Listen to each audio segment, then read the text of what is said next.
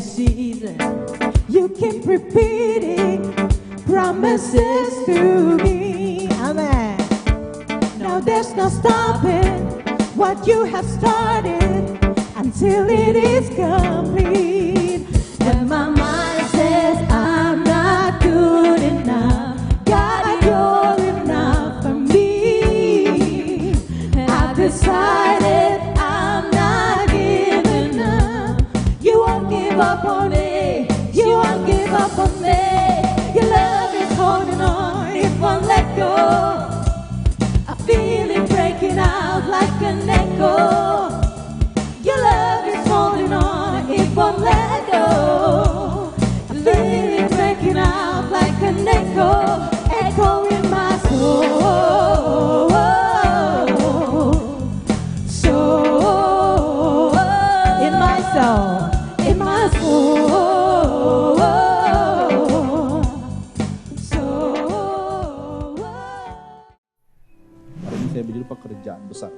Nah, pernahkah Bapak Ibu Saudara, teman-teman sekalian semua di sini merasa bahwa hidup kita itu begitu kecil, small, ya, insignificant gitu. Jadi nggak signifikan banget. Ada nggak penting gitu. Kayaknya nggak ada yang tahu kalau kita nggak ada. Kita kayaknya cuma ada yang bilang cuma sebuah sekrup kecil di sebuah mesin yang gede banget gitu kan ya. Kayaknya kita kayak apakah saya bikin perubahan nggak sih di sini? Ada dampak nggak sih? Gitu ya. Banyak orang yang kayaknya begitu datang dan pergi lalu orang lupakan begitu saja. Atau mungkin terbang kita nobody. Saya bukan siapa-siapa lah. Gitu ya. Kayaknya nggak ada yang tahu saya ada apa enggak. Nah, saya mau ajak saudara untuk lihat ada satu ayat yang Tuhan Yesus ngomong. Dia bilang di Yohanes 14 ayat 12 sampai 14 bilang gini. Ini perkataan Tuhan Yesus pada murid-muridnya di malam ketika dia akan disalibkan. Ini omongan dia. Ini bilang Yohanes satu yang mencatat cukup banyak perkataan Tuhan Yesus sebelum peristiwa disalibkan. Dia ngomong ini sama murid-muridnya.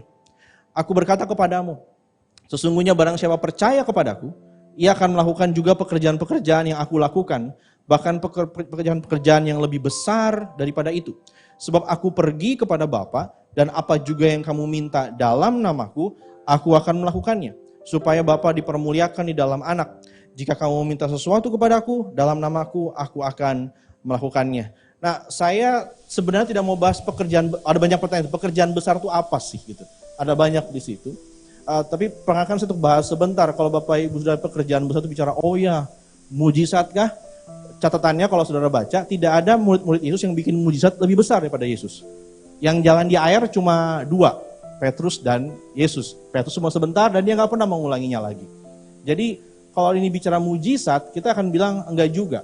Enggak ada lagi yang bangkitin orang mati sehebat Tuhan Yesus pada waktu itu. Jadi apa yang bicara, sini bilang bicara soal skupnya, jangkauannya. Dimulai dari sebuah tempat kecil di Palestina, boleh dibilang di Timur Tengah, sehingga sampai ke South Quarter pada hari ini. Bagaimana firman Tuhan nyampe kepada kita, bagaimana saudara-saudara mungkin yang merasa bahwa saya bukan siapa-siapa tadi, saya orang jahat, kita yang paling ngerti dosa-dosa kita sendiri. Kok bisa nyampe, bisa percaya sama Tuhan Yesus. Nah, dan juga soal meminta ini ya, bilang, oh minta apa aja dalam nama Yesus, apakah itu akan terjadi? Nah, tapi kita nggak akan bahas itu dulu. Saya cuma mau meng-highlight begini, Yesus mengatakan ini semua, dia percayakan suatu tanggung jawab yang besar dan janji yang besar tadi. Itu kepada murid-muridnya.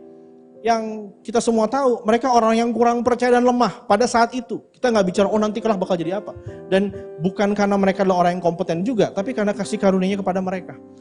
Tuhan mengasihi murid-muridnya, dan dia mempercayakan sesuatu yang besar pada mereka, sekalipun mereka tidak ada satupun yang pada itu sudah membuktikan dirinya teruji. Gitu. Banyak di antara mereka kabur ketika Yesus disalibkan juga. Dan ini sebenarnya memberi kita semacam tunjuk bahwa siapa sih yang orang yang Tuhan pakai. Ya. Nah, 1 Korintus 1 ayat 21 sampai 25. Rasul Paulus lagi bicara sama jemaat di Korintus. Jemaat Korintus jemaat yang kacau. Banyak masalahnya. Kalau saudara bersabar membacanya 1 Korintus, 2 Korintus dan mencoba merangkai seluruh ceritanya, itu jemaat yang payah banget. Satu sisi mereka punya banyak karunia, tapi satu sisi mereka juga meng-abuse karunia mereka. Mereka menyalahgunakannya, memalsukannya, ya. Dan mereka bahkan lalu hidup dalam dosa. Nah, Rasul Paulus sayang sama jemaat ini. So di awal surat dia mencoba mengingatkan mereka tentang betapa Tuhan tuh cinta sama mereka. Nah dia bilang gini, oleh karena dunia dalam hikmat Allah tidak mengenal Allah oleh hikmatnya. Ya, maka Allah berkenan menyelamatkan mereka yang percaya oleh kebodohan pemberitaan Injil. Itu dengan bahasa sarkastik. Jadi jangan bilang, oh berarti Injil itu bodoh. Enggak, bilang. Karena orang bilang Injil itu bodoh, tapi Tuhan pakai yang kayak ginian nih. Kebodohan pemberitaan Injil. Orang-orang Yahudi menghendaki tanda dan orang-orang Yunani mencari hikmat. Orang-orang Yahudi pengen tanda, mujizat. Apa tandanya Yesus itu benar juru selamat? Tunjukin dong tandanya. Musa kasih roti dari langit. Musa bikin begini begitu. Kamu punya apa? Itu tantangan mereka selalu kepada Yesus. Bahkan setelah mereka lihat semua mujizat itu, mereka tuh nggak percaya.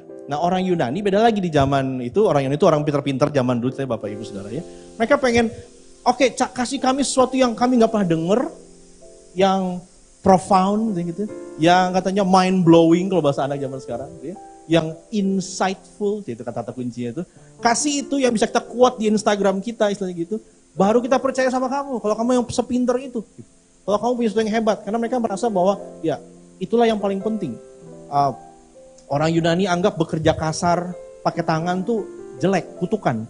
Yang pinter-pinter tuh kerjaan mulia itu yang kayak filsuf. Yang mikir pakai otak. Makanya sekarang ada istilah kerja tangan sama kerja otak. Dan kerja otak digaji lebih gede katanya. Ya itu buah dari Yunani sebenarnya. Gitu. Buah dari Yunani. Nah orang Yunani bilang, kami pengen yang itu tuh. Yang high level intellectual. Tetapi kami, lalu Paulus mengkontrol, tetapi kami nih orang-orang pengikut Kristus. Memberitakan apa? Kristus yang disalibkan. Untuk orang-orang Yahudi, suatu batu sandungan. Mana ada juru selamat kayak gitu. Itu gak akan kami ikut. Batu sandungan bagi mereka. Gak mau. Bagi untuk orang yang bukan Yahudi, Yunani dan lain, suatu kebodohan. Apaan sih itu? Gitu. Ya, Yesus juru selamat mati disalib. Kita perlu ditebus dari dosa kita. Kita gitu orang baik. Ditebus, dosa apa gue gitu. Bodoh. Tetapi untuk mereka yang dipanggil. Untuk mereka yang Tuhan datang sama mereka. Bagi baik orang Yahudi maupun orang bukan Yahudi, kita. Kristus adalah kekuatan Allah dan hikmat Allah. Sebab yang bodoh dari Allah lebih besar hikmatnya daripada manusia, dan yang lemah daripada Allah lebih kuat daripada manusia. Paulus mau menemukan ini, suatu hal yang ditolak dunia, tapi kayak kamu, berapa banyak yang tahu kamu. Nah itu nilai ukur kamu. Nah Paulus ingetin sama orang jemaat di Korintus, gak banyak dari kita yang kayak gitu. Dan percayalah sampai kapanpun gak akan banyak orang kayak gitu. Jadi untuk kita semua, jadi mungkin Bapak Ibu Saudara teman-teman di rumah yang di sini yang ngerasa, saya nggak punya pengaruh apa-apa, hidup saya cuma gini-gini aja. Oke, ini buat saudara. Ini juga buat saudara. Dan apa? Tetapi apa yang bodoh bagi dunia, dipilih Allah untuk memalukan orang-orang yang berhikmat, dan apa yang lemah bagi dunia, dipilih Allah untuk memalukan apa yang kuat, dan apa yang tidak terpandang dan yang hina bagi dunia, dipilih Allah. Bahkan apa yang tidak berarti dipilih Allah untuk meniadakan apa yang berarti. Ya. Supaya jangan ada seorang pun yang memegahkan diri di hadapan Allah. Orang-orang yang percaya kepada Kristus ini terus ngapain? Diberikan pekerjaan besar. Yaitu apa? Mempermuliakan Tuhan. Ini mungkin bulan titik poin utama yang saya mau sampaikan hari ini. Pekerjaan besar apa yang kita semua bisa kerjakan biarpun kita sepertinya kecil dan tak berpengaruh? Itu apa? Mempermuliakan Tuhan. Nah, gimana? Tuhan sanggup menunjukkan dirinya kepada semua orang dunia. Sanggup nggak? Sanggup. Sanggup loh dia. Kenapa nggak Tuhan muncul di langit? Ya, tunjukkan kepada semua orang yang menentang kekristenan, mereka pasti percaya. Tunjukkan, coba kalau Tuhan nampakin diri aja sama dia Tuhan, dia pasti bertobat. Tuhan bisa lakukan itu, tapi dia tidak mau melakukannya. Paling nggak dia tidak pilih cara itu. Tapi apa? Dia memilih memakai kita yang insignifikan itu, yang kayaknya cuma begini bisanya, untuk apa? Untuk menyatakan dirinya kepada dunia. Semua dari kita, setiap orang percaya dalam Yesus, dipakai Tuhan, dipanggil Tuhan untuk mempermuliakan dia, untuk menyatakan dia kepada dunia ini. Teolog zaman 300-an Masehi itu ya, namanya Agustinus, dia bilang gini, tanpa Tuhan kita tidak mampu, tanpa kita Tuhan tidak mau. Saudara bisa menemukan, saya nggak bilang ini firman Tuhan ayat, tapi saya bilang iya Alkitab menunjukkan itu. Kita nggak mampu tanpa Tuhan. Tapi yang heran, Tuhan nggak mau tanpa kita. Ya, bagaimana saya bisa di marketplace bisa mengerjakan itu? 1 Petrus 2 ayat 12-14 bilang begini. Petrus menasihati orang jemaatnya, milikilah cara hidup yang baik di tengah-tengah bangsa bukan Yahudi, supaya apabila mereka memfitnah kamu sebagai orang durjana, mereka dapat melihatnya dari perbuatan-perbuatanmu yang baik dan memuliakan Allah pada hari Ia melawat mereka. Memuliakan lagi, sekali lagi, tujuannya semuanya adalah memuliakan. Ya, panggilan hidup kita, Bapak Ibu Saudara, teman-teman sekalian. Kalau saudara bingung, bagi yang masih muda-muda mungkin kalau yang dengar ini yang suka bergumul dengan pertanyaan tentang passion, tentang calling. Perkenalkan saya menjawab begini, gak masalah kamu mau kerja apapun, mempermuliakan Tuhan atau tidak, itu aja. Tunduklah karena Allah ya, kepada semua lembaga manusia. Nah kalau saya guru sosiologi, lembaga itu dikatakan institution bahasa Inggrisnya. Dan itu nggak ribet-ribet amat. Keluarga itu sebuah lembaga, institution. Pendidikan itu sebuah lembaga, iya. Hukum dan sebagainya lembaga. Jadi kalau bilang, ya, situ di keluarga juga tunduklah kepada orang tua, ya, saling melayani. Kenapa? Karena Tuhan. Gitu. Sebagai manusia, baik kepada raja sebagai pemegang kekuasaan tertinggi maupun pada wali-wali yang diutusnya untuk menghukum orang-orang yang berbuat jahat dan menghormati orang-orang yang berbuat baik. So kalau saudara hidup di dalam masyarakat, di marketplace, paling nggak satu yang saudara bisa lakukan, patuhi aturan. Patuhi aturan. Patuhi hukum, hormati hukum. Ya, hukumnya tidak sempurna, saya tahu. Sebab inilah kehendak Allah. Ayo. Apa sih kehendak Tuhan buat hidupku? Nah ini, satu yang tertulis. Yang nggak tertulis jangan pusing dulu kadang-kadang. Ya, yang tertulis dulu didengerin.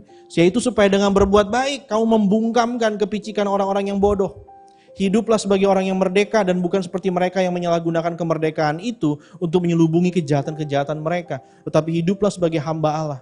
Hormatilah semua orang. Kasihilah saudara-saudaramu. Takutlah akan Allah. Hormatilah raja. Dan kalau saudara ikuti semuanya itu, sebenarnya hidup kita baik-baik aja. Aman-aman aja. Gak perlu ribet-ribet amat gitu.